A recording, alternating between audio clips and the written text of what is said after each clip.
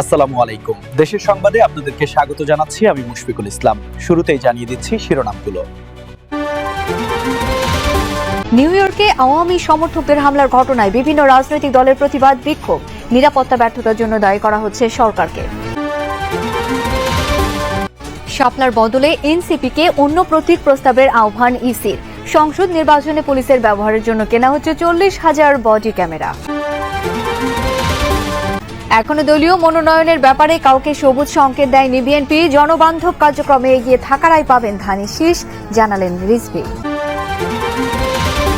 এবার পেছালো চাকসু নির্বাচন। রাজশাহী বিশ্ববিদ্যালয়ে চলছে শাটডাউন। ডাকসু নির্বাচনের স্বচ্ছতা নিয়ে প্রশ্ন তুললেন 3 ভিপি প্রার্থী। সেনা, পুলিশ, আনসার সহ বিভিন্ন বাহিনীতে চাকরি দেওয়ার নামে প্রতারণা। র্যাবের জালে আটকা পড়ল মূল হোতা সহ 6 জন। নিউ ইয়র্কের জেএফকে বিমানবন্দরে প্রধান উপদেষ্টার সফর সঙ্গীদের হেনস্থার ঘটনায় তীব্র নিন্দা জানিয়েছেন বিভিন্ন রাজনৈতিক দলের নেতারা।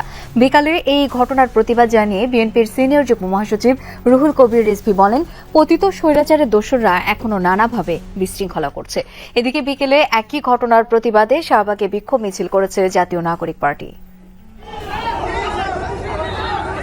জাতিসংঘের সাধারণ পরিষদের অধিবেশনে যোগ দিতে যুক্তরাষ্ট্রের নিউ ইয়র্কে পৌঁছালে আওয়ামী লীগের নেতাকর্মীরা চড়াও হয় বিএনপি ও এনসিপি নেতাদের ওপর। নেতাদের লাঞ্ছিত করার ঘটনায় দেশ জুড়ে বইছে নিন্দার ঝড়।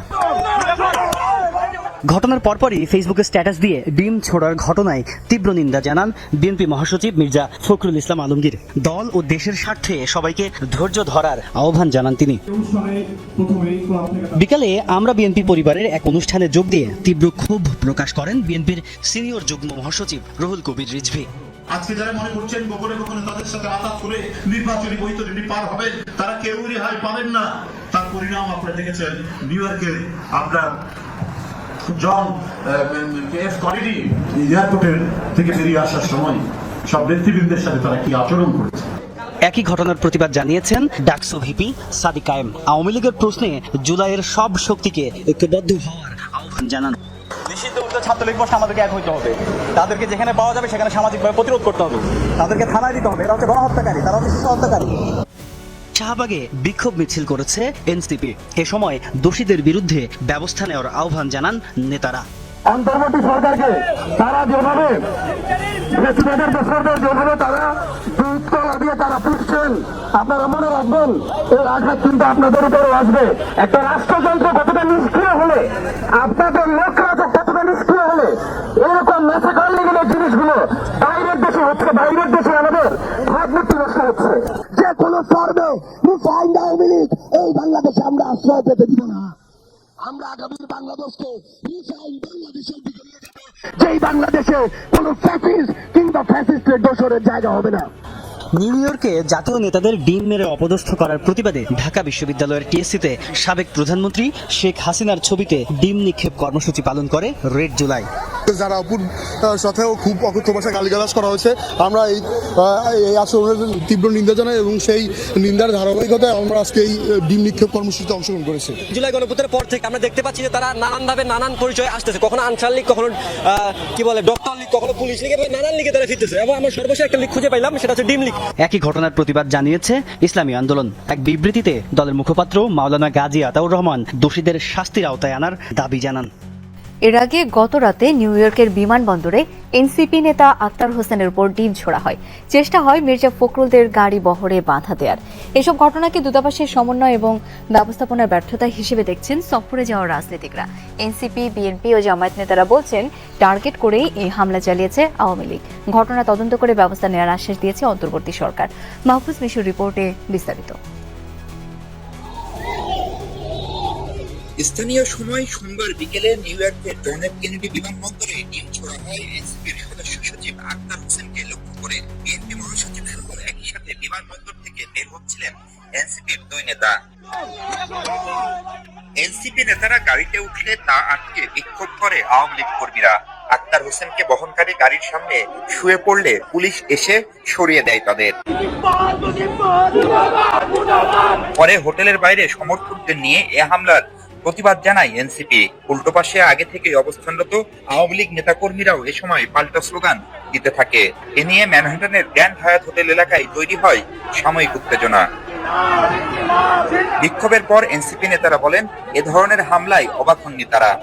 আমরা সেই প্রজন্ম যারা হাসিনার গুলির সামনে দাঁড়াতে আমরা ভয় পাই নাই। অতএব কারো ভাঙ্গা ডিমে আমাদের কিছু যায় আসে না। তাদের নিজের চেহারা আরো স্পষ্ট করছেন দেশের মাটিতে। এটা থেকে কোনো সাপোর্টের চেয়ে বরঞ্চ তাদের নিজেদের প্রতি ক্রিটিসিজমটাই বেশি আছে। হোটেলে জামায়াতের নায়েবে আমির সৈয়দ আব্দুল্লাহ মোহাম্মদ তাহেরের সাথে সাক্ষাৎ করতে আসেন দলের নেতাকর্মীরা। এ সময় দলগুলোর ঐক্যের উপর জোর দেন তিনি। বলেন, দূতাবাসের যোগাযোগ ও ব্যবস্থাপনার ভুলে এনসিপি নেতার উপর হামলার ঘটনা ঘটেছে। ওভারঅল পুরো ম্যানেজমেন্ট যেটা আমি দেখলাম যে আজকে আমাদেরকে এক জায়গায় দিয়ে গাড়িতে উঠেছে আনার জন্য, আবার গাড়ি থেকে নামে নর্মাল প্রসেসে আসছে, এগুলো খুব বেশি কমিউনিকেশন গ্যাপ আছে বলে এটা আমার কাছে মনে হয়েছে। হাই কমিশনের ম্যানেজমেন্ট ব্যর্থতা, এটা তো কোনো সফরে আসা বিএনপির ভারপ্রাপ্ত চেয়ারম্যান পররাষ্ট্র বিষয়ক উপদেষ্টা মাহফুজুরের সাথে হোটেলে শুভেচ্ছা বিনিময় করতে আসেন যুক্তরাষ্ট্র বিএনপির নেতাকর্মীরা। সে সময় তিনিও আক্তারের উপর হামলা নিয়ে কথা বলেন। এটা অবশ্যই এটা স্বাভাবিক গ্রহণযোগ্য না ওই ধরনের আচরণ। মানে আওয়ামী লীগের যারা দেশ থেকে বিতাড়িত হয়েছে এখন পাল্লি অন্যখানে আছে, মানে এদের কাছ থেকে এগুলা এক্সপেক্টেড। আক্তারের উপর হামলার ঘটনা পররাষ্ট্র মন্ত্রণালয় তদন্ত করছে বলে জানান প্রেস সচিব। এটা একটা অনাকাঙ্ক্ষিত ঘটনা এবং সেটা নিয়ে আমাদের ফরেন মিনিস্ট্রি, আমাদের এখানে নিউ ইয়র্কের আমাদের যে কনসুলেট অফিস এবং আমাদের পার্মানেন্ট মিশন এরা এটা দেখছে। আগামী 30 সেপ্টেম্বর পর্যন্ত নিউ ইয়র্কে অবস্থান করবেন প্রধান উপদেষ্টার সফর সঙ্গী হিসেবে আসা রাজনীতিকরা। প্রফেসর ইউনূসের জাতিসংঘ মিশনে রাজনৈতিক দলের নেতৃবৃন্দকে সম্পৃক্ত করে দারুণ প্রশংসা কুড়িয়েছিল অন্তর্বর্তী সরকার। কিন্তু সেই সফরের প্রথম দিনই বিমানবন্দরে নেতৃবৃন্দের অভ্যর্থনা এবং নিরাপত্তার বিষয়ে ঘাটতি ছিল এমন অভিযোগ উঠেছে বিভিন্ন মহল থেকে। আর তাই আগামী দিনগুলোতে এই বিষয়ে অন্তর্বর্তী সরকারকে আরো আন্তরিক হওয়ার পরামর্শ দিচ্ছেন রাজনৈতিক নেতৃবৃন্দ। শুরু হয়েছে জাতিসংঘের ৮০তম সাধারণ অধিবেশনের মূল পর্ব। ২৭ সেপ্টেম্বর পর্যন্ত চলবে বিশ্ব নেতাদের বিতর্ক পর্ব।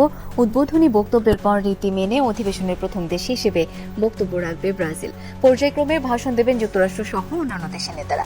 এবারের অধিবেশনের সভাপতিত্ব করছেন জার্মানির সাবেক পররাষ্ট্রমন্ত্রী অ্যানালিনা বেয়ারবক। অংশ নিচ্ছেন বিশ্বের ১৪০টি দেশের রাষ্ট্র সরকার প্রধান সহ প্রতিনিধিরা। ফিলিস্তিনকে রাষ্ট্র হিসেবে স্বীকৃতি দেয় এবারের অধিবেশনের সবচেয়ে আলোচিত বিষয়। এছাড়া গুরুত্বপূর্ণ এজেন্ডা রাশিয়া ইউক্রেন যুদ্ধ, মূল পর্বে প্রাধান্য পাবে টেকসই উন্নয়ন, জ্বালানি সংকট, জলবায়ু পরিবর্তনের মতো বিষয়গুলো। আগামী ৩০ সেপ্টেম্বর অধিবেশনের পর্দা নামবে। শাপলা প্রতীক পাচ্ছে না এনসিপি। নির্বাচন কমিশনের ১১৫টি প্রতীকের তালিকায় শাপলা নেই জানিয়েছেন ইসি সচিব আক্তার আহমেদ। তালিকার মধ্যে থেকে এনসিপিকে বিকল্প প্রস্তাব পাঠানোর আহ্বান জানান তিনি। ২৮ সেপ্টেম্বর থেকে শুরু হচ্ছে অংশীজনদের সাথে নির্বাচন কমিশনের সংলাপ।